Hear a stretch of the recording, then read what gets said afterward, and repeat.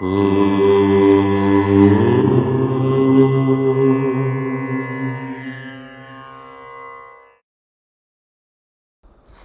గణేశ శారదా దత్తాత్రేయ సద్గురు పరబ్రహ్మణే నమః. వసుదేవసుతం దేవం కంసచానూరమర్దనం దేవకీ పరమానందం కృష్ణం వందే జగద్గురుం. స్వధర్మ ప్రేక్షకులకు మాస ఫలితాల్లో భాగంగా ఈ మాసం అంటే మే నెల మీనరాశి వారికి ఎలా ఉండబోతోంది, ఎటువంటి ఫలితాలు కలుగుతాయి, ఎటువంటి పరిహారాలు ఆచరించాలి, ఏ విధమైన జాగ్రత్తలు తీసుకోవాలి మొదలైన అంశాలను ఇప్పుడు చెప్పుకుందాం. పూర్వాభాద్ర 4వ పాదం, ఉత్తరాభాద్ర 4 పాదాలు, రేవతి 4 పాదాలు కలిస్తే మీనరాశి అవుతుంది. మీనరాశి వారికి ఈ మే నెలలో పెద్ద అనుకూలత లేదు.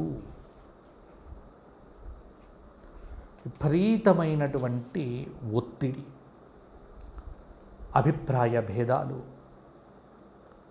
ఆరోగ్యపరంగా ఔషధ సేవనం, కొంత నరఘోష,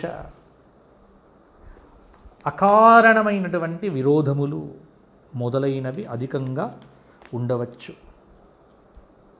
కొంత మే నెలలో 2, 3వ వారంలో చేతి వృత్తుల వారికి కొంత అనుకూలత పెరుగుతుంది. అనుకున్న పనులు అవగాహనతో చేస్తే ముందుకు వెళ్తారు. నిరుద్యోగులైనటువంటి వారు ఉద్యోగ ప్రయత్నాలు శుభప్రదంగా ఉంటాయి. స్థిరాస్తుల కొనుగోలు ప్రయత్నాలు ఫలిస్తాయి. తొందరపాటు నిర్ణయాలు మాత్రం వద్దు. శుభకార్య ఆచరణ గావిస్తారు. భూగృహ లాభం చేకూరుతుంది.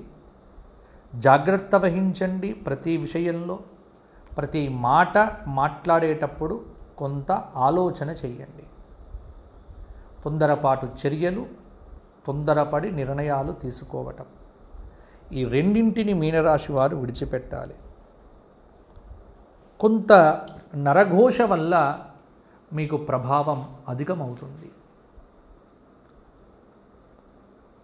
అనుకున్న కార్యక్రమాల్లో పురోగతి పెద్దగా ఉండకపోవటం, వ్యాపారపరంగా నష్టము, బంధుమిత్రులతో చర్చలు సమావేశాలు మీకు కొంత పర్వాలేదు.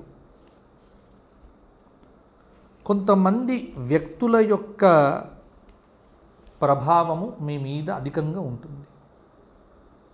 భూగృహ విషయముల యందు నిదానంగా నిర్ణయాలు తీసుకోండి.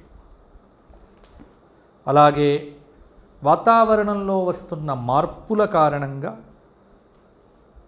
అనారోగ్యం మీకు కొంత ఇబ్బంది కలిగించేట్టుగా ఉంది. పోటీ పరీక్షల్లో పాల్గొనేటువంటి వారు బాగా కష్టపడాలి. స్నేహితుల ద్వారా నూతన వ్యాపారాలు మొదలు పెట్టాలనుకుంటే ఆలోచించి మొదలు పెట్టండి. వృత్తిరీత్యా మంచి మార్పులు ఏర్పడతాయి. అలాగే నూతన ఉద్యోగం కోసం చేసే ప్రయత్నాలు కూడా అనుకూలిస్తాయి. దూర ప్రాంత ప్రయాణాలు చేసేటువంటి వారు 1కి 2 సార్లు ఆలోచించి చేయండి. కొంత మధ్యవర్తిత్వ విషయాలయందు అస్సలు వెళ్ళకండి. మధ్యవర్తిత్వము వద్దు. కళలు, రాజకీయ రంగంలో వారికి ఈ మాసంలో కొన్ని మంచి అవకాశాలు లభిస్తాయి. ఎవ్వరికీ కూడా ధన రూపంలో హామీలు ఇవ్వకండి. ఇచ్చిన హామీలను జాగ్రత్తగా చూసుకోండి. మొత్తానికి మీనరాశి వారు ఈ మాసమంతా భగవదారాధన, శ్రీరామ జయ రామ జయ జయ రామ, ఇది ఈ మాసంలో ఒక 10,000 సార్లు జపించండి. మార్పు ఉంటుంది. ఆదిత్య హృదయ స్తోత్ర పారాయణం కూడా మీ మీద ప్రభావాన్ని చూపిస్తుంది. ప్రతిరోజు దేవాలయ దర్శనము, మీకు సమీపంలో ఉన్న శివాలయం కావచ్చు, విష్ణు ఆలయం కావచ్చు, ఏ ఆలయమైనా పర్వాలేదు, కానీ తప్పకుండా దేవాలయ దర్శనం కొంత మీకు మార్పు తెస్తుంది. దేవుడికి ఎంత దగ్గరగా ఉంటే అంత మంచిది. అనేక రకాల విజయాలు మీకు కలుగుతాయి. కాబట్టి దైవారాధన తప్పకుండా చేయండి. నవగ్రహ స్తోత్రపారాయణము కూడా ప్రతిరోజు చేయడం మంచిది.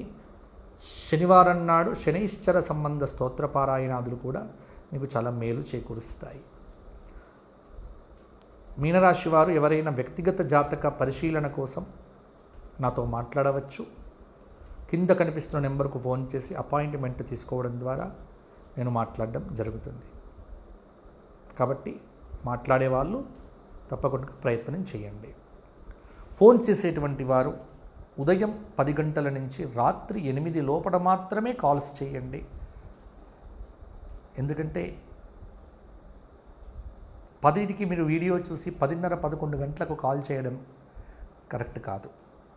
కాబట్టి ఉదయం పూట మాట్లాడండి 10 గంటలకు. ఎవరైనా కాల్స్ ఎత్తకపోతే మరలా మీకు మన దగ్గర నుంచి కాల్ వస్తుంది. మీ సలహాలు, సూచనలు మాకు అవసరము.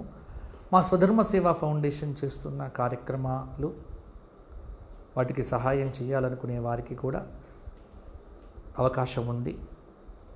ఈయన కింద కనిపిస్తున్న నెంబర్కు ఫోన్ చేయండి. మరలా వచ్చే మాసం కలుసుకుందాము. జై శ్రీరామ్, జై శ్రీరామ్, జై శ్రీరామ్. మీరందరూ బాగుండాలి, మీకు అంతా మంచి జరగాలి అని కోరుకుంటూ వచ్చే మాసం కలుసుకుందాం.